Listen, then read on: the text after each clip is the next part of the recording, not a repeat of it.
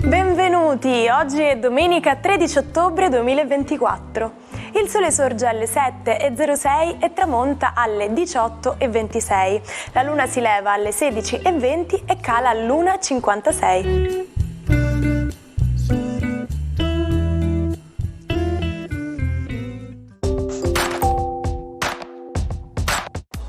Oggi è il giorno di Sant'Edoardo.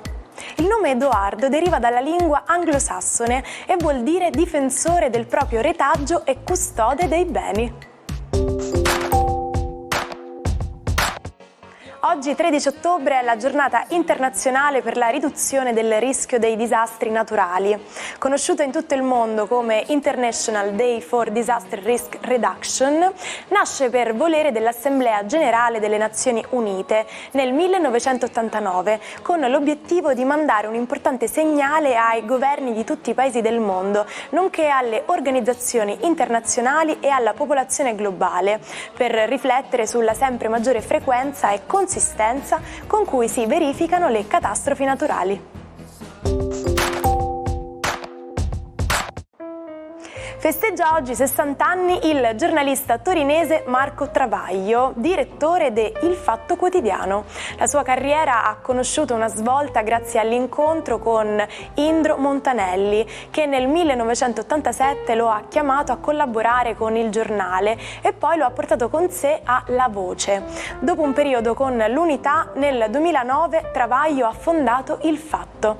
È un grande inquisitore, ha detto di lui Montanelli. Per uccidere non usa il coltello, ma un'arma molto più raffinata, l'archivio. Buon compleanno anche all'83enne Paul Simon, cantautore statunitense che ha raggiunto il successo a partire dagli anni 60 con Art Garfunkel. Insieme hanno composto brani celeberrimi come The Sound of Silence e Mrs. Robinson. Simon è ricordato anche per i suoi album solisti intrisi di world music. Dal 1992 è sposato con la cantante folk Edie Brickell. Infine auguri a uno dei più grandi trasformisti del mondo, Arturo Brachetti, che oggi compie 67 anni. Già a 19, usando costumi presi in prestito dal Teatro del Seminario, si è esibito nel suo primo spettacolo di cambio rapido di ruoli. Quindi ha portato la sua arte a Parigi e l'ha perfezionata tornando in Italia negli anni 90. In scena ha interpretato anche 80 personaggi con 100 cambi di abito.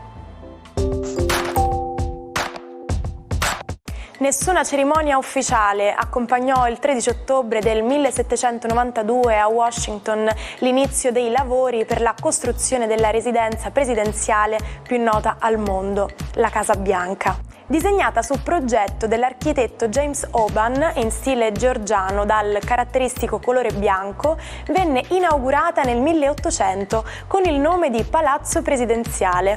Il primo a viverci fu John Adams, secondo capo di Stato della storia degli Stati Uniti. Soltanto un secolo dopo, con Theodore Roosevelt, divenne ufficiale la denominazione di Casa Bianca. Ma sapete qual è il miglior conduttore di calore?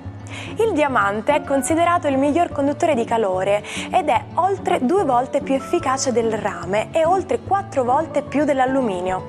Gli isolanti termici, invece, evitano o ostacolano la trasmissione del calore. Fra gli isolanti principali abbiamo l'aria ed è per questo motivo che vengono costruite le finestre con doppio vetro. Tra le 2 lastre è presente aria che bloccherà i processi di irraggiamento e di scambio di calore. Buona domenica ai 12.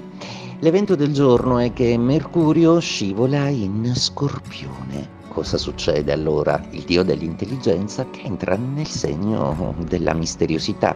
È un po' Topolino forse? Vediamo quale mistero scoprirà nello zodiaco. Ariete. Per voi la giornata si apre con qualche dubbio in meno. Finalmente Mercurio ha dismesso la sua opposizione, voi siete di nuovo liberi di pensare e di agire. Ci voleva proprio questo alleggerimento, godetevi questo toccasana. Toro.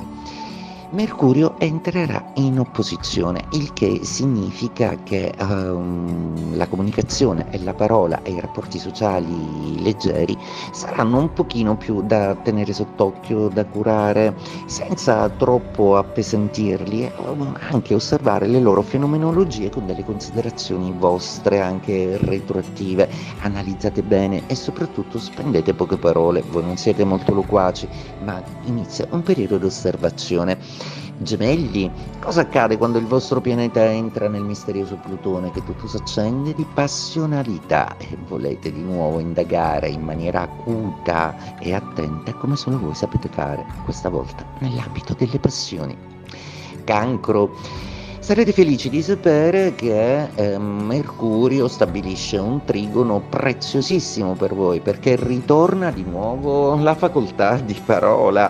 Ecco, potete di nuovo dialogare, esprimere pensieri e soprattutto comunicare con l'amore, quindi state tranquilli perché la vostra emotiva carica troverà la giusta canalizzazione comunicativa.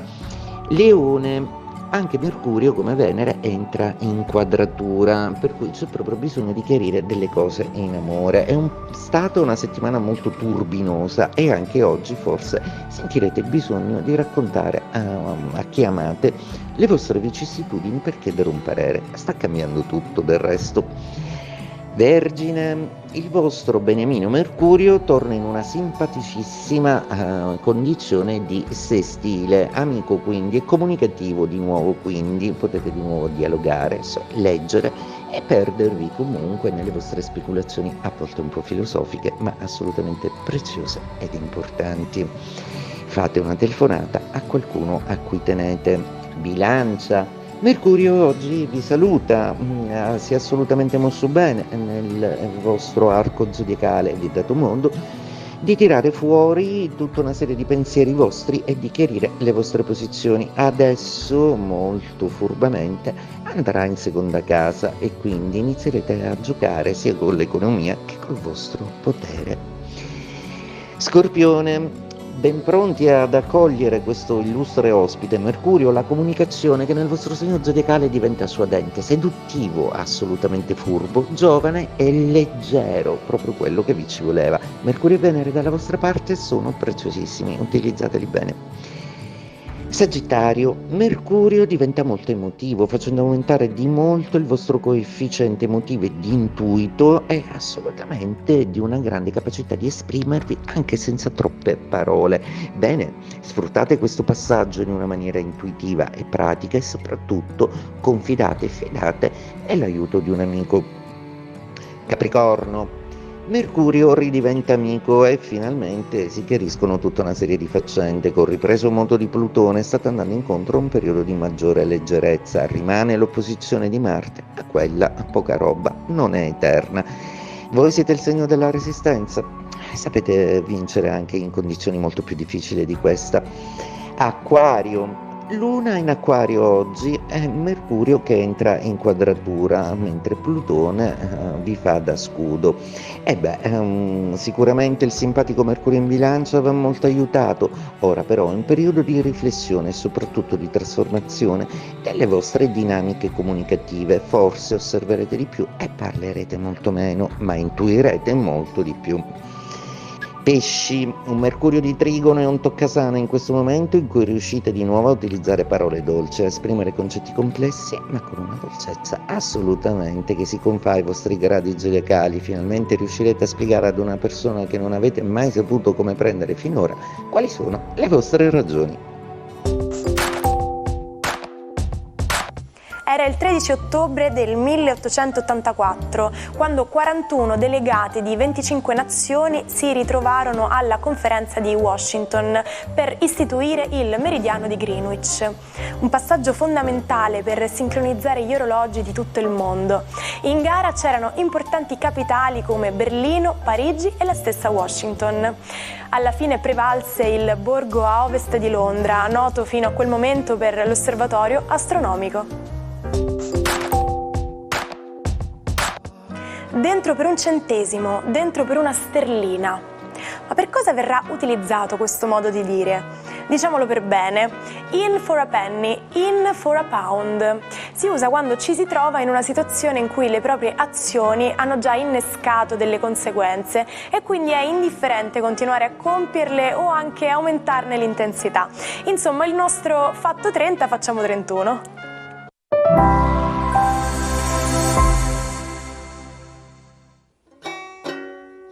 Non perdete l'opportunità di restare sempre aggiornati con i nostri video.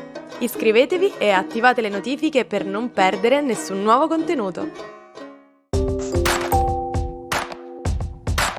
Ho vinto il premio Nobel e me lo dimentico. Dario Fo era così.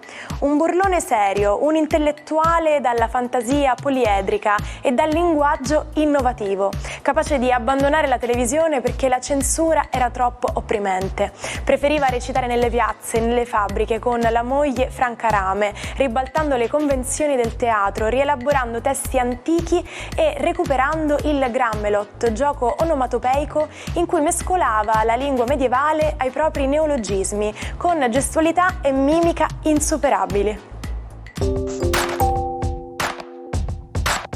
Ci salutiamo con la frase del giorno: i rigori li sbaglia solo chi ha il coraggio di tirarli.